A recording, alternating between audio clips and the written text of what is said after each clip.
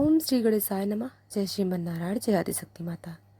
दोस्तों, चैत्र मास महात्म्य कथा अध्याय 12 तक श्रवण कर चुके हैं। आइए आज श्रवण करते हैं चैत्र मास महात्म्य कथा अध्याय 13। व्यास जी कहते हैं कि इस प्रकार वह बुद्धिमान मंत्री राजा महिषासुर के पास लौट आया और प्रणाम करके उसने यम कहना आरंभ कर दिया कि राजन, सिंह पर बैठी हुई वह देवी बहुत ही सुंदर है।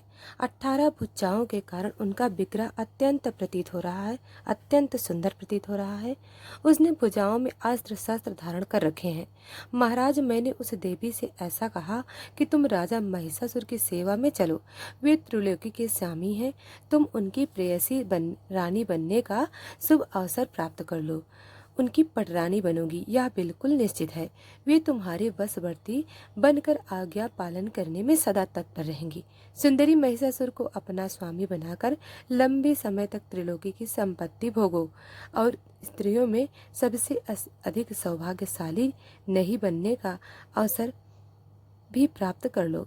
मेरी ऐसी बातें सुनकर महाराज वह विशाल नेत्रों वाली देवी पहले तो अहंकार के बस में होकर की कर्तव्य विमोर सी हो गई। फिर हंसकर मुझसे कहने लगी कि भैंस के पेट से पैदा हुआ महिषासुर पशुओं से भी गया गुजरा है। मैं देवताओं का हित करने के विचार से उसे देवी के बलि चढ़ा दूंगी। अरे मूर्ख, जगत में कौन ऐसी मूर्ख स्त्री है जो महर्षि को पति बनाए? फिर मुझ जैसी विवेकवती स्त्री उसे कैसे स्वामी बनाने में विचार कर सकती है? सींग वाली भैंस ही उस सींग वाले भैंसे को अपना पति बनाया करे। मैं उस महिषी की भांति डकरा हुई उसे अपने पति नहीं बना सकती। मैंने तो युद्ध के मैदान में उपस्थित होकर उसके साथ युद्ध करने का निश्चय किया है। मेरे हाथ देवताओं से शत्रुता करने वाले महिषासुर काल का कलेवा बन जाएगा। दुष्ट, अगर तुझे जीने की इच्छा हो तो पाताल भाग जा। राजन, इस प्रकार स्त्री ने तो मुझसे बहुत कठोर बातें कही हैं। उन्हें सुनकर बहुत विचार करने के बाद मैं लौट आया हूँ। रस भंग हो जाने की आशंका से मैंने उसके साथ युद्ध नहीं छेड़ा। आपकी विशेष आज्ञा पाए बिना ऐसा व्यर्थ उद्यम मैं भला कैसे कर सकता? राजन, वह सुंदरी असीम बल के अभिमान में चूर है। भविष्य में क्या होगा वह बात तो मेरी समझ में बिल्कुल बाहर है। इसलिए आप खुद ही इसका निर्णय करें। युद्ध करना या यहाँ से भाग जाना, इसमें कौन सा काम कल्याणप्रद होगा? इसके अंतिम निर्णय तक पहुँचने में मेरी बुद्धि तो असमर्थ है। व्यास जी कहते हैं, मंत्री की बात सुनकर अभिमान में चोर रहने वाले महिषासुर अपने बूढ़े मंत्रियों को बुलाकर उनसे मंत्रणा की। राजा महिषासुर ने कहा कि मंत्रियों, इस अवसर पर हमें क्या करना चाहिए? आप लोग शीघ्र ही अपना अंतिम निर्णय सुनाएं। संभरासुर ने से संबंध रखने वाली माया की तरह देवताओं की रची हुई माया ही सामने आ गई है। क्या इस कार्य में आप लोग परम प्रवीण हैं? तरह तरह के उपाय सोचने में आपकी बुद्धि कुशल है। ऐसी परिस्थिति आ जाने पर शाम दाम आदि उपाय में से किसका अवलंबन करना चाहिए, यह मुझे बताइए। तब मंत्री बोले, महाराज, प्रत्येक समय सत्य और प्रवचन ही बोलना चाहिए। विवेकी पुरुष हितकारी कार्य के लिए उनके बारे में पहली भांति सोचकर अपना मत बताया करते हैं। राजन, कुछ बातें तो सत्य और हितकर होती हैं, कितनी ही बातें अच्छे होते हुए भी अहितकर होती हैं, जो सुनने में से तो अच्छी लगती हैं लेकिन उनसे भला नहीं होता। जैसे औसत जगत में मनुष्यों को खाते समय कड़वी लगते हुए भी परिणाम के रोग नाश रूपी हित का साधक होता है। राजन, सत्य वचन सुनने और समर्थ करने वाले बहुत कम है। सत्यभाषी का मिलना भी कठिन है।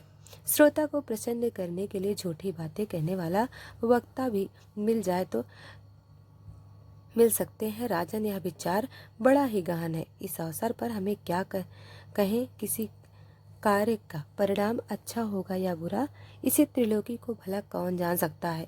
तब राजा ने कहा, एक बार सब लोग अपनी बुद्धि के अनुसार मत व्यक्त कर दे। सबके विचार सुनकर मैं कुछ सोचूंगा। कार्य कुशल पुरुष को चाहिए कि बहुत लोग के मत में को जानकर बार बार विचार करे। फिर जो हितकर लगे वह अपनाने का प्रयास करे। व्यास जी कहते हैं, महिषासुर के वचन सुनकर महाबली विरूपाक्ष उसे प्रसन्न करते हुए झट बोल उठा, राजन, यह तो साधारण स्त्री है। अभिमान में भरी होने के कारण इसके मुख से ऐसे वचन निकल रहे हैं। केवल डराने के लिए ऐसी बातें कर रही हैं।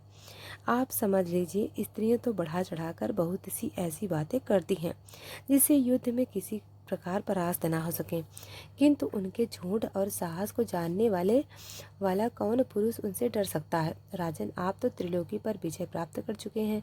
इस समय एक साधारण स्त्री से भयभीत होना आपके लिए बिल्कुल अशोभनीय है। हाँ, किसी दीनहीन को मारने पर वीर पुरुष को जगत में कलंक अवश्य लग जाता है, लेकिन महाराज, मैं तो अकेले ही चंडी से युद्ध करने जा रहा हूँ। मैं तो उसे अवश्य मार डालूंगा। आप निर्भय होकर जाइए, कुछ सैनिक बस मेरे साथ रहें। मैं अस्त्र सज धज कर जाऊंगा, जिसे प्रचंड पराक्रम वाली उस दुर्द स्त्री को मैं परास्त कर सकूं। राजन, अब आप मेरा बल देखिए। सर्पम रस्सियों से बांधकर मैं उसे आपके पास ले आऊंगा, फिर तो वह सदा आपके अधीन होकर रहेगी। व्यास जी कहते हैं, विरूपाक्ष की बात सुनकर दुर्दस ने उसके वचन का अनुमोदन किया। उसने महिषासुर से कहा कि राजन बुद्धिमान, विरूपाक्ष की बात बिल्कुल सत्य है। आप तो स्वयं ही विचार कुशल हैं। मेरी भी कुछ प्रिय बातें सुनने की कृपा करें। अनुमान करने से मुझे तो ऐसा लग रहा है कि इस सुंदरी को कामदेव ने मथ डाला है। अपने रूप के अभिमान में प्रमित रहने वाली स्त्री प्रायः ऐसी ही करती हैं। उसकी हार्दिक इच्छा है कि उसे डरा धमका कर आपको अपने बस में कर लिया जाए। स्वाभिमानी स्त्रियों के यही तो हाव भाव होते हैं। महाराज, इनके इस अभिप्राय को रसक पुरुष भली भांति समझ लेते हैं।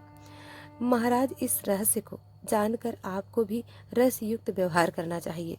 उसके लिए साम और दाम, यह दो ही उपाय उचित हैं। यह सुंदरी क्रोध या फिर अभिमान में भरी रहने पर भी आपके अनुकूल हो जाएगी।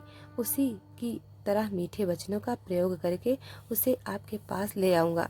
राजन, बहुत कहने से क्या लाभ, उसे अब आपके बस में कर देना मेरे लिए परम कर्तव्य हो गया है। मैं अभी जाता हूँ और ऐसा प्रयास करूँगा कि वह स्त्री दासी की तरह निरंतर आपकी सेवा में लीन रहे। व्यास जी कहते हैं, विरूपाक्ष की बातें सुनकर रहस्य को पूर्ण जानकर ताम्र ने महिषासुर से कहा, राजन, अब आप मेरी भी कुछ बात सुनने की कृपा करें। मैं प्रणाम युक्त धार्मिक बात करता हूँ, जो रस और नीति से भी संयुक्त है। यह स्त्री पूरी तरह विदुषी जान पड़ती है। काम में आतुर होकर आपसे प्रेम करने के लिए इसका आगमन नहीं हुआ। मानद उसके कहे हुए कोई भी वचन व्यज आत्मक नहीं है। महाबाहु, बिना किसी सहायक को लिए एक नवयुक्ति स्त्री ने आने का साहस किया है। यह कैसी विचित्र बात है। मन को मुग्ध करने वाली इस देवी का रूप भी बड़ा विलक्षण है। त्रिलोकी में से 18 भुजा वाली स्त्री को न मैंने कभी देखा है और ना ही सुना है। इस कल्याणी में तो असीम पराक्रम भरा हुआ है। राजन, कितनी भुजाएं हैं, उतने ही सदृश आयुष से सुसज्जित हैं। मेरी समझ की में सारी बातें काल की करतूत लगती हैं। अब निश्चय ही कुछ प्रतिकूल घटनाएं घटने वाली। मैंने रात में स्वप्न में भी अनिष्ट सूचक ही देखा है। मुझे लगता है अभी यमराज का डेरा यहाँ जम गया है।